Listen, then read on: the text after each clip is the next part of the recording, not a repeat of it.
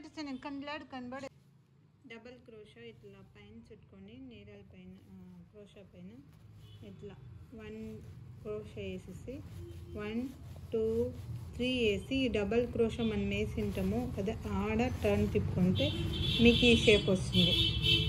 Next వచ్చి అట్లా 6 times double crochet 1 2 3 times వేసుకున్నాలా.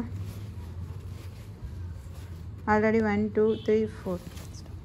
Next ఇట్లా బీట్ ఎట్లా లెంత్ బీట్స్ అయినా మనం మ్యాట్స్ వేసుకోవచ్చు మన ఇష్టము.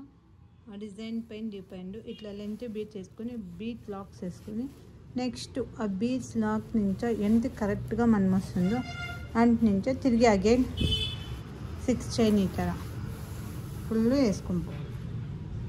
దీన్ని 3 చైన్ స్టిచ్ చేసుకొని ఈ ఆర్చ్ మనం వేసింటాం కదా కింద బేస్లో లాక్స్ వేసుకుని అలా 2 టైమ్స్ లాక్స్ వేసుకొని కుచ్చుకి నెక్స్ట్ ఈ 2 నుంచా డైరెక్ట్ డబల్ క్రోషా ఈ బీట్స్ బ్యాక్ సైడ్ మనం వేసుకున్నాం.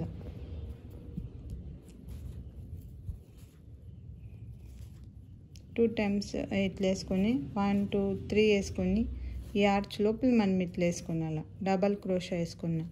డబల్ క్రోషా ఆమెకి నెక్స్ట్ ఇట్లా సేమ్ ఒక 7 టైమ్స్ 7 వేసుకున్నాం మనము. 2 దీని బీట్స్ బ్యాక్ సైడు ప్లస్ ఇట్లా వేసుకొని 1 టైం 1 2 3 వచ్చేసి మనము ఇట్లా 7 కంప్లీట్ చేసుకొని 7 చేసుకొని నెక్స్ట్ లాక్స్ వేస్తాం ఇక్కడ. సో సెకండ్ బీట్స్ ఒకటి ఒక లాక్స్ వేసి థ్రెడ్ ఇస్తే మనం నెక్స్ట్ ఫుల్ డిజైన్ ఇట్లా వస్తాము. అందుకే సెంటర్లో మనం కుచ్చేసుకొని చూపిస్తాను.